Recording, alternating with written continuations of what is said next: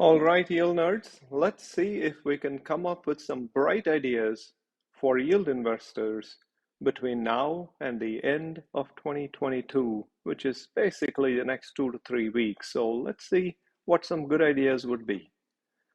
My usual disclaimers: I am not giving you investment advice. This is purely education. You make the decisions. I'm not a wealth management advisor.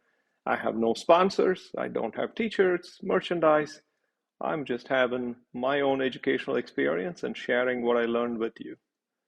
All right, here's how I thought we'd organize today's discussion. First, we'll look at what has happened to fixed income this year, which isn't pretty in some ways, but it is spectacular in other ways. And then we'll talk about the pivot, the no pivot, and how to really interpret that and think about next steps. And then we're going to discuss our three bright ideas, go into details on those, and then figure out what your next steps are. All right. For those of you who are new to YieldNerd, I want to kind of make a point that there is a playlist. Look for the playlist. And if you jump and see this video straight up, it may or may not make sense. However, it is organized in sequential order. Look for the playlist that teaches you how to navigate the channel that might make things easier for you. All right. Now, let's go on to a 42-year history of the spread. We covered this in great detail before, but if you were to look at where we are in 2022, you can see the absolutely stunning increase in the federal funds rate for the 10-year. Now, having said that, if you put it in perspective, it is nowhere near what it was in the past. Imagine having a 15% 10-year rate. Any one of you would take it with joy today, but that is what it was for 10 years. If you were to look at the 2-year rate history, interestingly enough, we are catching up. We're almost halfway there. It was kind of 8 something percent, and now it's almost 5%. Every day we're inching farther ahead. And so interesting things are happening in the 2-year. They're going towards some really high peaks. And so that will reflect what we may want to do. And so we'll cover some level of how to think about it as we progress. If you look at it over a very long time, what struck us before was that where we are today is where we were 40 years ago. And so what this indicates is that we are in an unusual time period.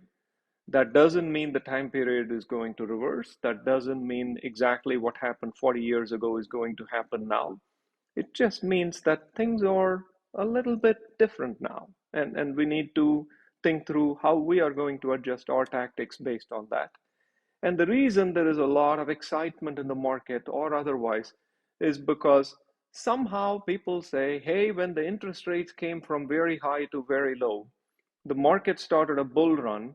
And the bull run was timed so many days, so many weeks before the interest rates pivoted.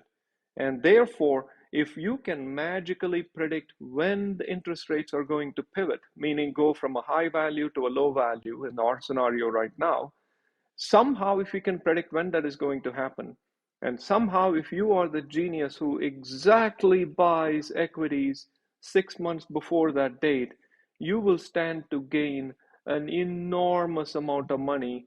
How awesome. And that is why the market has these gyrations. I happen to be a nerd. I'm not interested in being the perfect predictor of the exact date.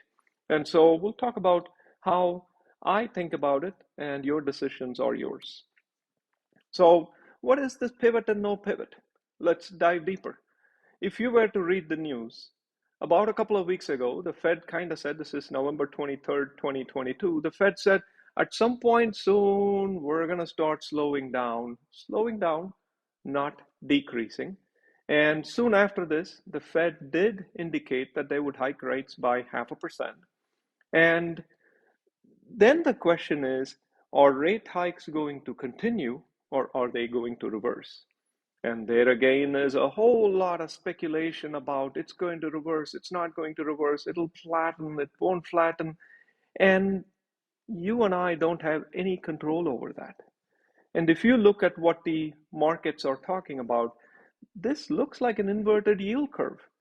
And ironically, the prediction, and there are multiple dates, the prediction on December 2nd, the prediction on this November 21st, what it is saying is over a period of time, people do expect rates to increase and peak approximately in the middle of next year and then slowly start coming down. And the operative word is slowly start coming down. So whether you bought something today or 6 months later, the give or take difference is about 0.2 percentage points, something like that. And the real number might be half a percentage point or some variation thereof. And somewhere within the next year, year and a half, the Fed might start tapering. And so we can sit here and wait for the perfect moment, or we can say, here is my plan of action. Here is what I'm going to do between now and the end of the year. And that is the difference between being a genius who knows exactly what to do and being a thoughtful nerd who says, I don't need to make 228%. I can sit and wait and I can do my own pivot into equities if that makes sense at a point where it is very clear that it makes sense. And for now, I'm going to enjoy short term yield. And that is really the message that I would like for you to take. And let me give you some ideas. The very first idea, we'll call it bright idea number one, is to read what existing literature says. The 1 year yield, this is a Dow Jones article, you're welcome to Google that exact text. The 1 year yield is now the highest it has ever been in 15 years. The spread between the 10 and the 2 is the highest it has been in 40 years. What does any of this mean? It means short-term interest rates are incredibly high compared to what they were before. So one bright idea is if you have unused cash, don't put it in CDs. You probably should listen to some of our very early episodes to understand tax implications of putting it in one place versus the other. You make your own decision. I do not buy CDs because the income from CDs are both state and federally taxable. The income from treasuries are not state taxable. And so it may be very advantageous for you to buy short-term treasuries. There is another class of investments called agency bonds. You probably want to look into some of the earlier episodes about agency bonds. You may want to look at short-term treasuries or agencies for the matter. And if you believe the general sentiment that there is a pivot approximately within the next year, year and a half, you would want to look at unused cash and allocate a whole bunch of it into the real short-term areas because it pays more than anything paid in that duration in the last 15 years. And all indications are there is some kind of a peak coming, who knows exactly when. I used a model to talk about the barbell and the ice cream, and I call this the uh, ice cream. And so the bright idea number one in short effectively says the yield curve is inverted. In the short term, less than 1 year or even up to 18 months, yields are astronomically higher than they were ever there before. And so we should all eat more ice cream and be very selective about buying long-term bonds. It just doesn't appear to be the perfect timing. There may be a good time to do that, but for now, short-term is the great ice cream. That is what I am learning. You make your own decision. So what is bright idea number two? Now watch and listen carefully. I'm going to sit here and propose, and I've been doing this actively, and you should make your own decision, that if you can look at certain kinds of equities and you decide what they are, you would sell them at a profit.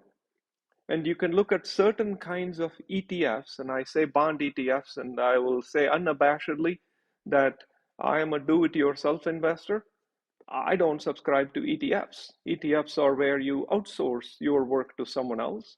And if you buy a bond ETF, those bonds, when they mature, you don't get the par value, the bond manager gets the par value. And so you don't get to make more decisions, you are at their behest. And so left to me, if I had bond ETFs, I'd get rid of them.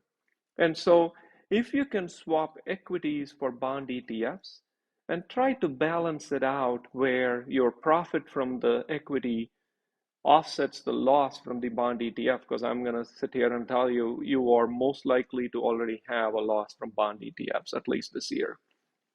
And so if you can balance those two and then turn around and take the proceeds and buy ice cream, which we call short-term fixed income, let me walk you through this so you understand what I mean. So let's look at sell-side transaction number one. Let's